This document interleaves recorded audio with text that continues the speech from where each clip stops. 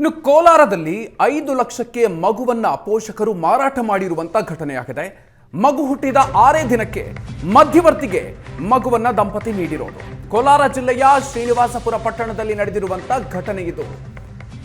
Living relationship ನಲ್ಲಿದ್ದಂತಹ Neetu ಮತ್ತು ರಾಘವೇಂದ್ರ ಜೊತೆಗೆ living relationship ನಲ್ಲಿ ಇದ್ದಂತಹ ನೀತು ಚಾಲಕನಾಗಿ ಕೆಲಸ ಮಾಡ್ತಾ ಇದ್ದಂತಹ ಮಗುವಿನ ತಂದೆ ರಾಘವೇಂದ್ರ 3ನೇ ಗಂಡು ಮಗುವನ್ನ ಮಧ್ಯವರ್ತಿ ನಾರಾಯಣಸ್ವಾಮಿಗೆ ಮಾರಾಟ ಮಾಡಿರುವಂತಹ ಘಟನೆ. ಈ ವಿಚಾರವನ್ನ ತಿಳಿದು ದಂಪತಿಯನ್ನ ಪೊಲೀಸರು ತಡರಾತ್ರಿ ವಶಕ್ಕೆ ಪಡ್ಕೊಂಡಿದ್ದಾರೆ. ಮಗುವಿನ ಪೋಷಕರು ಹಾಗೂ ಮಧ್ಯವರ್ತಿಗಳ ಮೇಲೆ ಈಗ ಪ್ರಕರಣವನ್ನ ದಾಖಲಿಸಿಕೊಳ್ಳಲಾಗಿದೆ.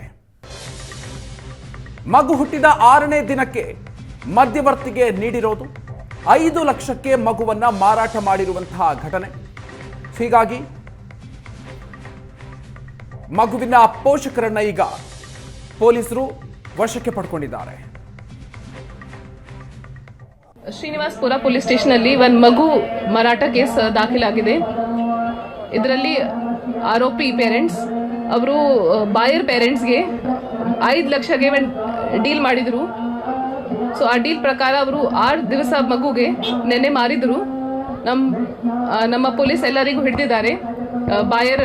ಬಾಯರ್ ಮಾಡಿದ್ರು ಸೆಲ್ಲರ್ ಪೇರೆಂಟ್ಸ್ಗೆ ಮತ್ತೆ ಇಂಟರ್ಮೀಡಿಯೇಟ್ಗೆ. ಮುಂದೆ ತನಿಖೆ ನಡೀತಾ ಇದೆ. ಯಾರು ಮಾರಿದ್ದಾರೆ ನೀತಾ ಮತ್ತೆ ರಾಘವೇಂದ್ರ, ಮತ್ತೆ ಯಾರು ಪರ್ಚೇಸ್ ಮಾಡಿದ್ರು ಅವರು ಮಂಜುಳಯ್ಯನವರ ಗಂಡ, ಮತ್ತೆ ಇಂಟರ್ಮೀಡಿಯೇಟರ್ ಕೂಡ ಅರೆಸ್ಟ್ ಆಗಿದ್ದಾರೆ ಈ ಕೇಸಲ್ಲಿ. ಅವರಿಗೆ ದುಡ್ಡು ಬೇಕಾಗಿತ್ತು. ಸೊ 5 ಲಕ್ಷದ ಡೀಲ್ ಆಗಿದೆ ಇದರಲ್ಲಿ. ಅಂದ್ರೆ ಜೊತೆಗೆ ಇದ್ರು ಅವರು ಬಹಳ ವರ್ಷದಿಂದ.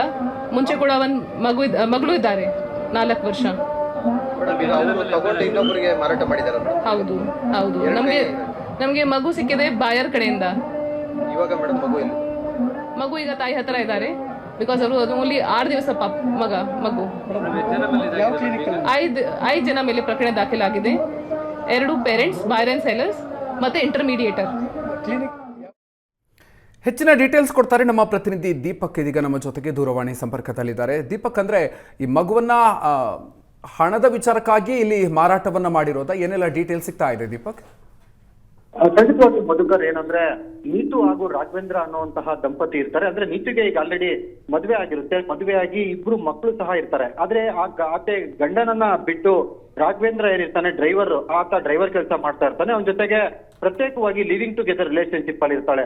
ಇವರಿಬ್ಬರಿಗೆ ಸಾಕ್ಷಿಯಾಗಿ ಈಗ ಒಂದು ಗಂಡು ಮಗು ಕಳೆದ 6 ದಿನಗಳ ಹಿಂದೆ ಜನಿಸುತ್ತೆ. ಇದಾದಂತಹ 3 ದಿನದಲ್ಲಿ ಹಣದ ಆಸೆಗಾಗಿ ಆ ಮಗುವನ್ನ ಮಾರಾಟ ಮಾಡ್ತಾರೆ. ಅಂದ್ರೆ ಮಧ್ಯವರ್ತಿ ನಾರಾಯಣಸ್ವಾಮಿ ಅನ್ನೋನು ಶ್ರೀನಿವಾಸಪುರ ಪಟ್ಟಣದಲ್ಲೇ ವಾಸಿಸುವಂತಹ ವ್ಯಕ್ತಿ ಆತನ ಒಂದು ಸಹಾಯ ಪಡೆದು ಚಿಂತಾಮಣಿ ಅಂದ್ರೆ ಚಿಕ್ಕಬಳ್ಳಾಪುರ ಜಿಲ್ಲೆ ಚಿಂತಾಮಣಿ ಮೂಲದ ದಂಪತಿಗೆ, ಅಂದ್ರೆ ಮಕ್ಕಳು ಯಾರು ಇರೋದಿಲ್ಲ ಪಾಪ, ಅವರಿಗೆ ಒಂದು ಮಾರಾಟವನ್ನ ಮಾಡಿರ್ತಾನೆ. ಇದಾದಂತಹ ಬಳಿಕ ಸ್ಥಳೀಯರಿಗೆ ಈ ಒಂದು ವಿಚಾರ ಗೊತ್ತಾಗುತ್ತೆ.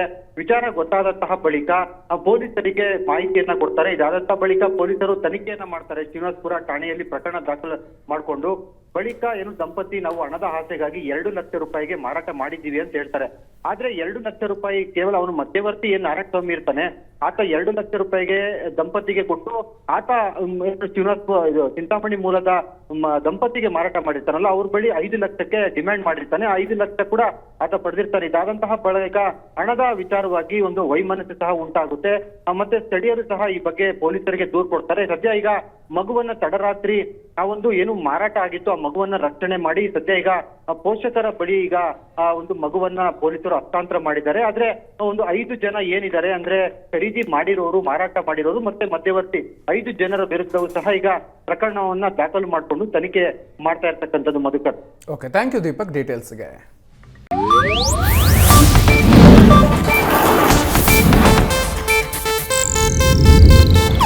ಇದು ಏಷ್ಯಾನೆಟ್ ನ್ಯೂಸ್ ನೆಟ್ವರ್ಕ್ ಪ್ರಸ್ತುತಿ.